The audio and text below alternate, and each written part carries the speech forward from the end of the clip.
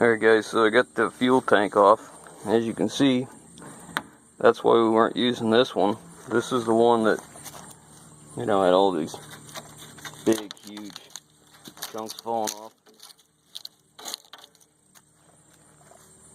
So that's why, in order to scrap that, I'll have to take something, cut a big hole in that thing, or they won't take it like that.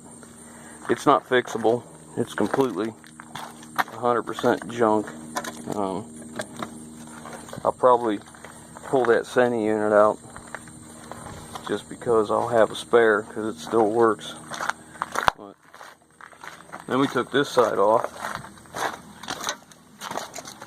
to clean it, and it started leaking right behind the strap here, right in here. You can see it dripping. So we're just pumping the diesel fuel out of the tanks, or out of this tank. The other one had nothing in it, of course. Thought I'd show you what we use here. Just a couple lines, heat shrink connectors. And this is an old GM fuel pump with a strainer on it. I usually use one smaller in diameter to this, but it was used one time for pumping antifreeze, and it no longer wants to pump fuel.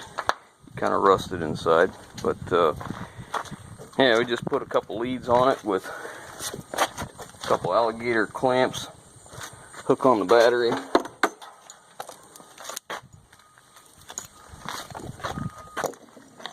just like so. And we can pump a tank out in no time. That actually ended up having, that tank had about 30 gallons of fuel in it, and it pumped it out in like, I don't know, 10 minutes or so. It worked out pretty well. Alright, we'll get it off. So, alright, I got the brackets off this side. These brackets here, if you're not familiar with these, the way these things work is when the pin is in here, it rests in this cradle. So it'll hold it in place right in this cradle. The pin comes through the strap, so then you can put your bolts through. Makes it pretty easy. Now for our case, these are the wrong brackets for the battery, so I'm going to have to torch these off. Or, you know, I could just use a different battery box and stuff, but you know, when you start changing stuff, it just takes longer. You know, I'm already too deep in this thing. I really don't want to take this long. Anyways, I'm just going to cut these off. Hopefully I got enough settling left. I think I'm getting low. I may have to stop and go get some. That's just the way this project's going, man. Nothing just goes easy. Okay, we got the gas tank mounting brackets all painted. That's just Rust-Oleum, that good old oil base. The rust may come through there in time, but it's better not painting it. And you know, I've had such reservations about using this truck because, like I said, I keep saying it's so rusty, right? And this is the problem with using a rusty truck. Everything we do, it's like there's another problem. You know, like we took that tank off, you know, and we're going to fix that tank that was on there, but I don't want to take the time to fix it. So we're going to go down to another truck I have. I've got a 2007 with what appears to be a good tank, but you really never know until you get them off, because, you know, right in here where the tank rests, because of the powder coating, I hate powder coating, I gotta tell you.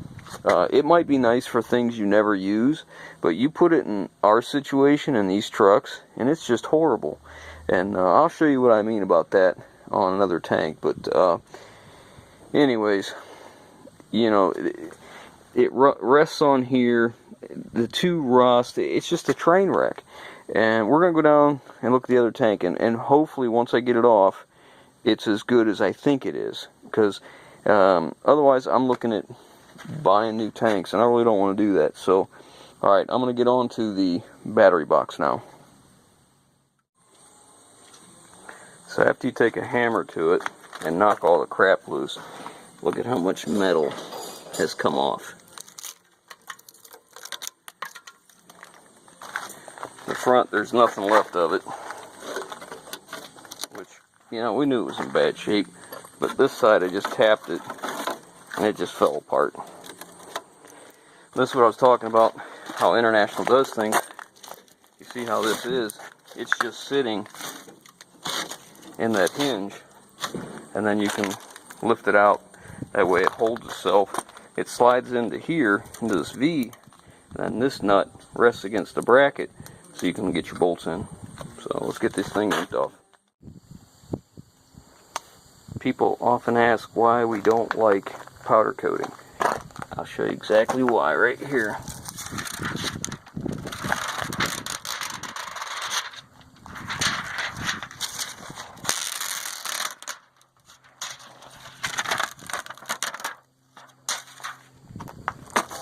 As far as I'm concerned, powder coating is a gentleman's paint. It's meant for things that should never be used, because this is a whole problem with these Internationals that I have. These tanks, same thing. You know, the paint just comes off in sheets. You get one little chip in it, and the moisture gets between it, the powder coating, and the tank. And before you know it, this is what's left. I mean, look at this. This is all loose. And then it just holds the water in there. The water, the salt, makes a brine solution. And that's it. A matter of no time, you have a good tank that looks like crap. Look at that, we just pulled all this paint off this. And this, that's I think that's an OE tank.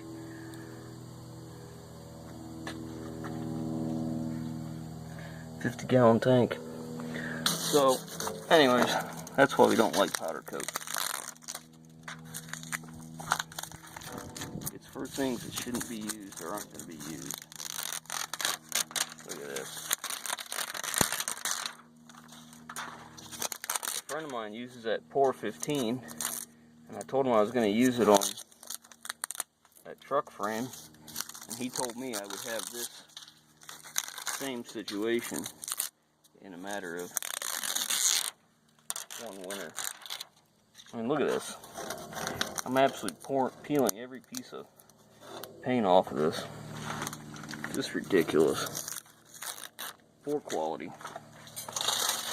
Alright, we gotta pump this thing out and see if it's worth using. Might be worth cleaning up with a wire wheel and painting. We'll see. Alright, so I got the battery box off. As you can see, that pile of rust in the corner. I mean, that's what's left of it. The brackets came off with no troubles. The frame's in good shape behind the bracket, which is good in both spots. I think it's going to be okay.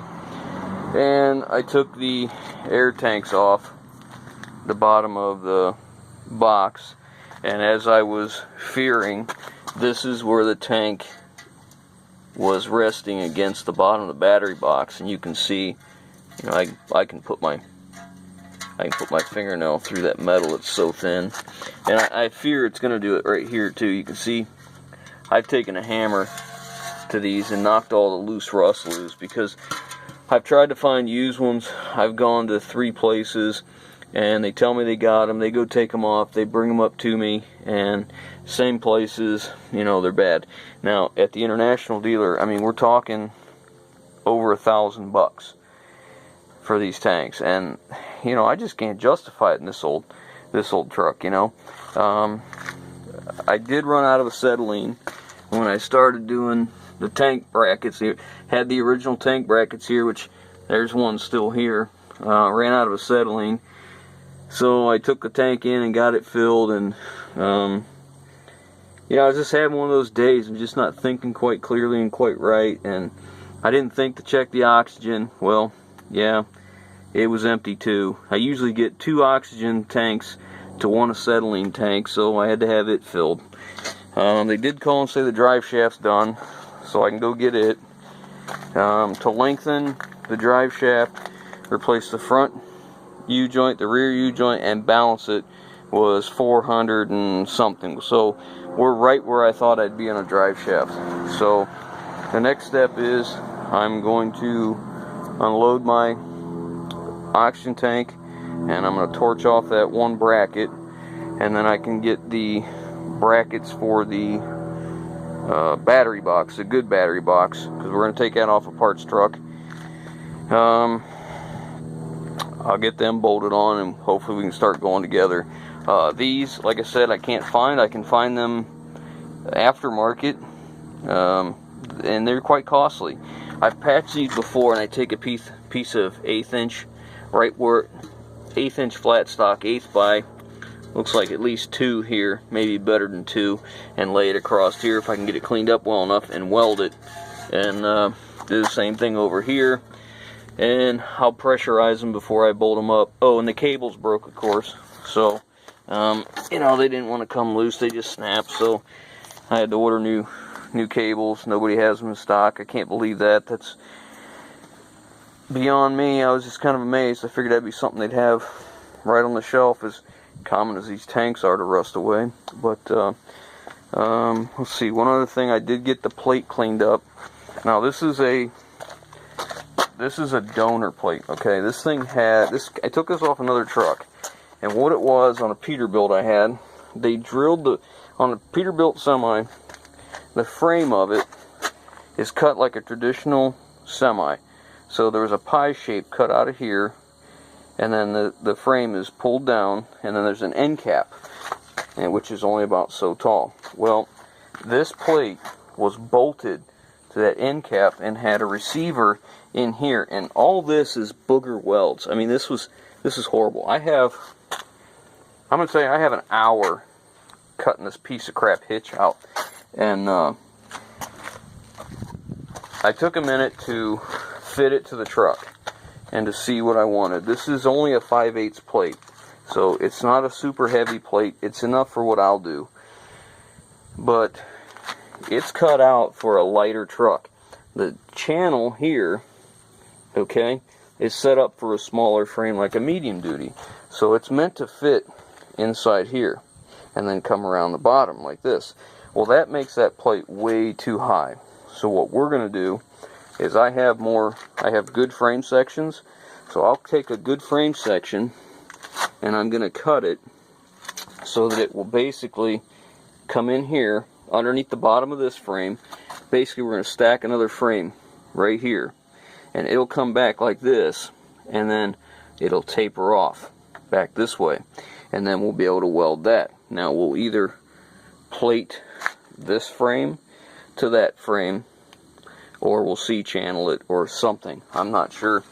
And then we will cap the rear right in this area.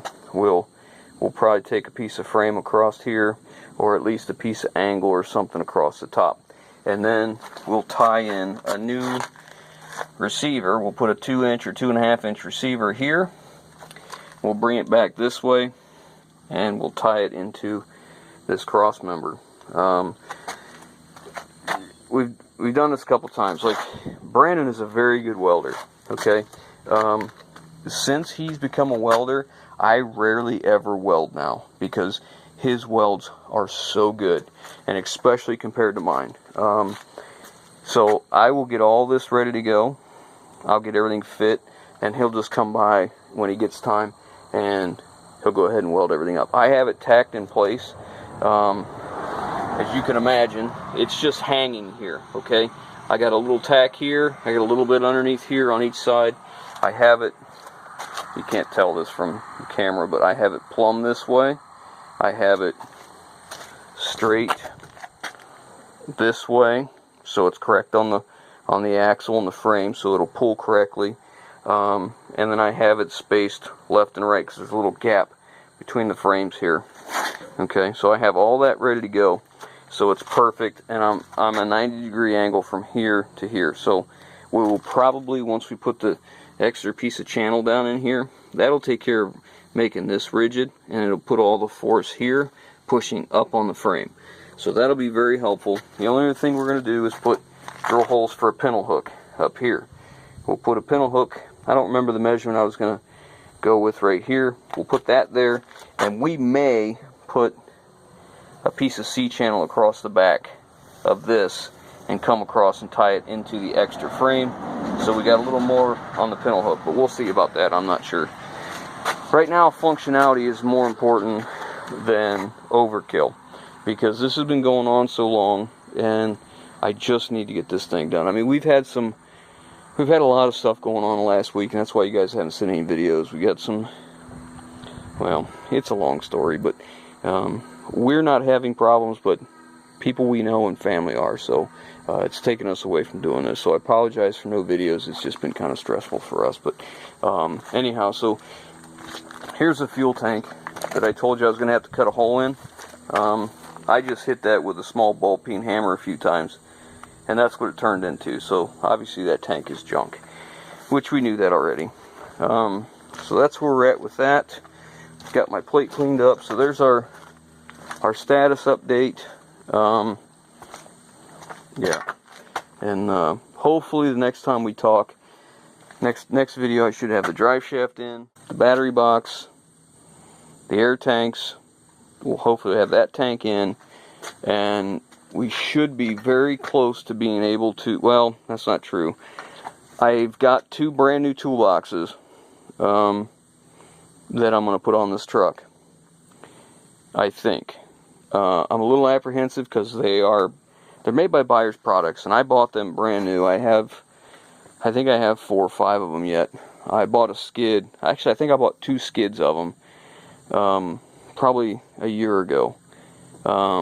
You get a better price on those when you buy 10. So I bought 10 of the same size because I'm always fooling with these trucks. And I always am looking for toolboxes, and you guys know as well as I do, when you're trying to find a used toolbox for one of these trucks, they're just a lot of money, and usually they're not in great shape. So I got a decent discount enough to buy a few and put them in storage. So I have to decide I'm going to go ahead and hang the toolboxes this year, or if I'm not going to worry about it, and I'm just going to get the truck done. I really need to get done with this truck. It's drug on for too long. I need to get that truck.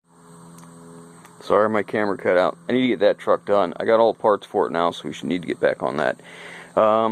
So as far as I can tell, the only thing I'll be missing on this will be possibly the high pressure line to the PTO pump. Maybe not the right length, because ours on that dump bed went to the passenger side. So I might have to change that. That's where we're at. There's our update. Sorry about this, guys, but you know, I'm not getting a lot done. There's too much stuff going on, but anyways, you know what I always tell you, if you like what we're doing, give us a thumbs up. We appreciate it. If you haven't already, hit that subscribe button, and leave your comments down below, guys, and hopefully we'll get some more videos coming for you. I know this is out of character for us. I usually try and get you a nice steady flow of videos, but it's just been a rough week. But alright, we'll catch you on the next one.